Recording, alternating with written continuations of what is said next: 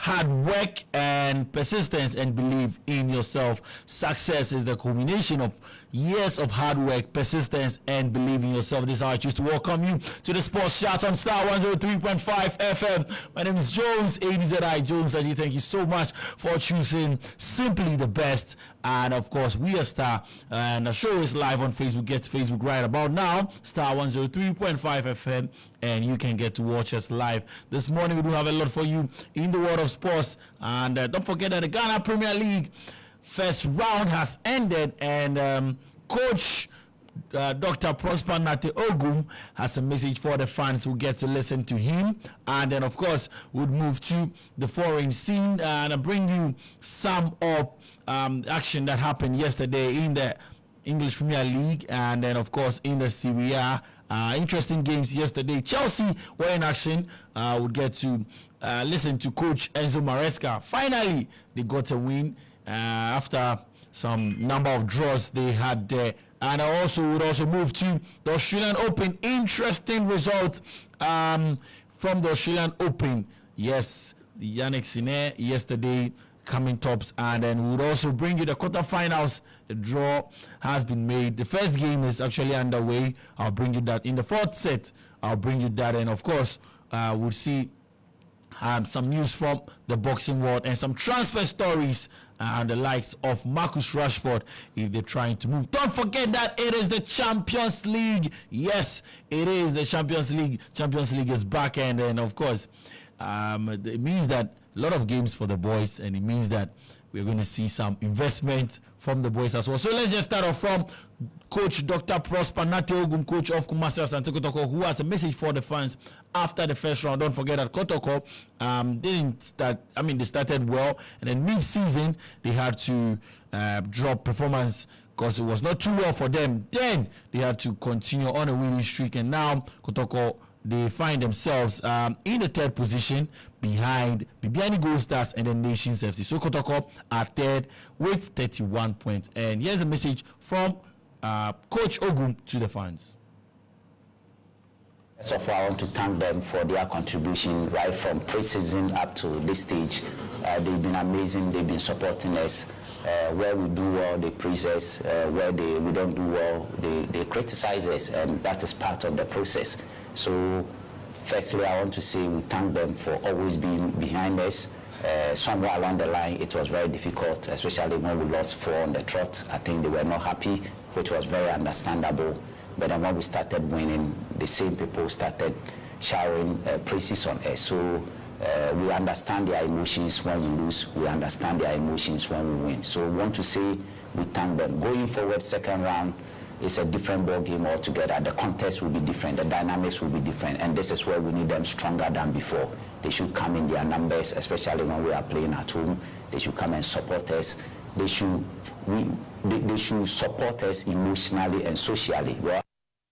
Right, Coach Dr. Prosper Nate Ogum telling you guys, the fans, please support us emotionally and socially. Well, for the Division 1 League, teams have 13 games played so far in Zone 1A, and let me just bring you top 3 in Zone 1A. Royal Tamale United top with 32 points, Tamale City second with 27 points, and then Wild Power at third with 20 points. And in Zone 1B, we would see WB United, they lie first with 21 points. Techiman 11 Wonders are second with 21 points, and then we'll see Mamfo Mighty Warriors, they lie third with 20 points. In Zone 2, Swedwell Blacks are first with 30 points. Ross Park second with 26. Galaxy United are third with 23. Park Academy are fourth with 23. Busado House are fifth with 22. And then King Faisal, they would also want to be back to the Ghana Premier League. They lie sixth with 17 points there. And in Zone 3, the zone of interest, where you see the likes of Accra Great Olympics and Rainmasters and all the big teams. Owa United top with 31 points, Great Olympics second with 28, and Nanya FC third with 26, Okoye United are fourth with 23, Port City fifth with 22, True Democracy sixth with 21, Rainmasters lie seventh with 19 points, Atram Davis are eighth with 16 points, Kofoida Semperfi ninth with 16 points, Home Stars are 10th with 15 points, and Nagod FC 11th with 14 points. Golden Kick 12 with 12 points. Akachi Stars at 13 with 11 points. And we'll see the likes of Kosombo, Crystal Palace, Kutuku Royals, and then Inter Allies lying there about. So there you have some of the league standings from the Division 1 league. Let's see which of the teams would make it to the Ghana Premier League. Well, let's move to the African scene and bring you how things have been panning out, of course, in the CAF Champions League. So the group stages are done, and let's bring you how the group standings look like. In Group A, we'll see Al Hilal. They are on top with 10 points. MC Algiers are second with 9 points. Young African are third with 8 points, and then TP Mazembe are third with fourth actually with 5 points. So it means that in Group A, Al Hilal and then MC Algiers have qualified there for the quarterfinals. Group B would see AS FAR and then Mamelodi Sundowns come top. So Raja Casablanca and then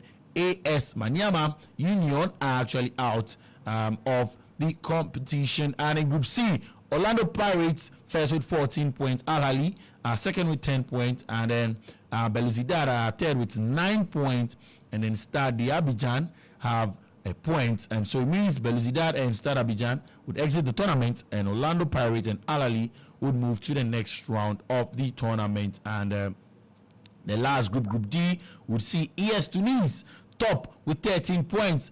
Pyramids FC also second. They do have 13 points as well, and so head to head there going in favor of ES Tunis. And then we'll see Sagrada Esperanca, they like third with 5 points, and AC de Bamako have 2 points, so they would get eliminated, and then we'll see the likes of ES Tunis and the Pyramids FC make it to the next round of the competition. So there you have some news from the African continent. So let's just move on and straight to the English Premier League, where Chelsea, the Blues, were in action yesterday, and it was a good performance. Yeah, so they've climbed into the Premier League's top four with a 3-1 home win over Wolves after second half goals from Marco Cuella, and then Noni Madueke spared goalkeeper Robert Sanchez blushes.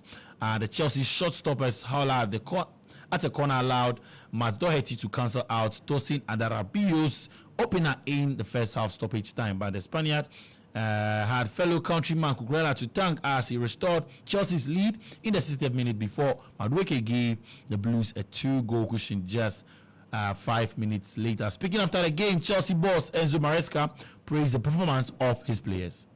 Yeah, as you said, win game after 5 games where we didn't win is complicated, but I think in the 5 games that we didn't win, the performance was always there. I said already many times that probably the problem has been inside the box, where we could be a little bit more clinical. And yeah, tonight was important to win the game. I think the first half, 40 minutes, the team was brilliant, scored goal, create chances, and then happened again the same thing that already happened in the last 4 or 5 games, that when we concede, we lost a little bit of confidence. Then second half, I think we controlled the game, we scored twice, we could score more, and yeah, we are happy for the 3 points. Right, Coach Enzo Maresca of the Blues. So after that game is how things are looking like. Liverpool on top with 50 points. Arsenal second with 44 points. Nottingham Forest are third. They do have 44 points. Just that Arsenal do have a better goal difference. And so Chelsea now lie fourth with 40 points. And then Manchester City are fifth with 38 points. Sixth position for Newcastle United, who have 38 points. And then Bournemouth are seventh with 37 points. Bottom 3, Ipswich languishing at the bottom. Of course, Wolves just 17th with 16 points. Ipswich are 18th with 16. Leicester 19th with 14. And then we'll see Southampton 20th with 6 points there.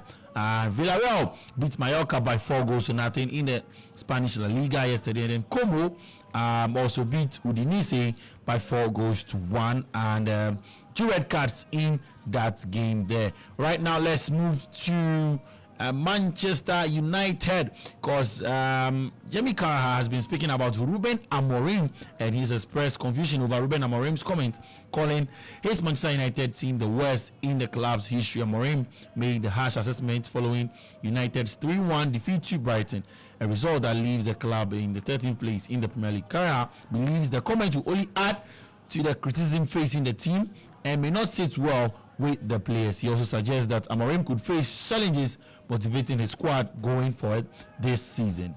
I don't know Manchester United's history as well as Gary Neville, but I must say I think it was one of the most bizarre and ridiculous things I've ever heard a manager say. I mean, why you'd make a comment like that? That's the type of comment a pundit would make, someone in my position, and he'd have to defend that in some ways. But I don't know what he gains from that, what the benefit is. That we all know it's a poor Manchester United team, and in some ways we're talking about Manchester United today. We'll probably cover them on the show later because of what the manager said, because before that they'd lost another game at home to Brighton. They've done that in the last couple of years anyway. We know it's a tough season, we know it's a poor team. He's just blew something up that will be a quote that will follow him for the rest of the season. And when he said that, I think he said to the journalists there waiting, I've given you your headline. Why you would want to do that as a manager, I will never know. Well, Jamie Carragher always in the news saying, speaking about Liverpool, speaking about Manchester United, and let's move on. Let's do the Champions League.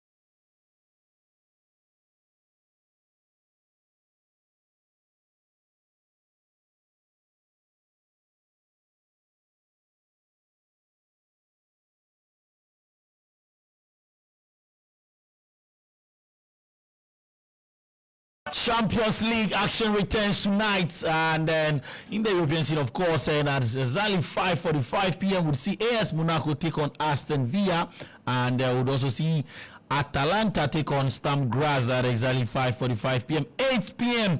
big game for the night. Atletico Madrid taking on Bayern Leverkusen, and we'll see Benfica hosting Barcelona. Bologna play Borussia Dortmund. Club Brugge take on Juventus, and Red Star Belgrade play PSV Eindhoven. PSV, of course, and then we'll see Liverpool take on Lille, and Slovan play FB Stuttgart. And let's just listen to Coach Unai Emery ahead of the Champions League game tonight.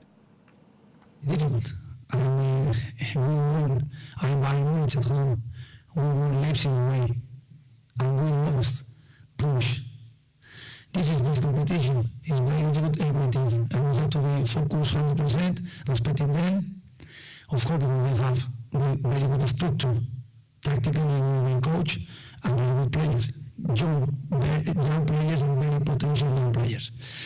And to get the top 8, of course, is very important because we are playing these matches. But in case we will play as well, it's an opportunity to try to build our team, try to be as best competitive way we have to. And Champions League is the best team in the world. Well, Champions League is the best competition in the world according to Coach Unai Emery of Aston Villa, whose side would go to France and take on AS Monaco. It means that we'll see our own centre-back Mohamed Salisu in action tonight, hopefully, as they take on Aston Villa. They wish them all the best. And then let's also get to listen to Coach of Liverpool and Slots, whose side would also host Lille tonight. Every time we go out there, especially in front of our own fans, we want to win a game. And with this new setup, you think that ending up number one is the best position to end up with. But because it's such a strange league table, because for example, I think I'm right. If I look at Paris Saint-Germain, every week I think they have the hardest team to face. So they are quite low on the table, which is not their quality, but they are low. So maybe if you end up number one, you can face them. So then it's a disadvantage. So I'm not looking at the league table in a way of, oh, if we are number one, we probably have the most easy team to face, because that is impossible to say, because of this weird format, or weird, I don't mean it in a negative way, but a strange format we are having now. So being on top maybe doesn't tell you that you're the best team, and being number 24 doesn't tell you that you're number 24 in terms of quality. It's a lot of has to do with the teams you've faced. So yeah, we want to win, but not from an idea about, that will probably give us then the best lead up for the rest of the campaign.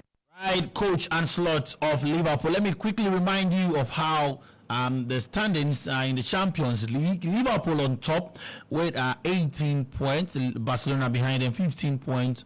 Arsenal third, 13 points. Leverkusen fourth, 13 points. Aston Villa fifth with 13 points. Inter Milan sixth with 13 points. And then Brest seventh with 13 points. Lille eighth with 13 points as well. Ninth place for Dortmund.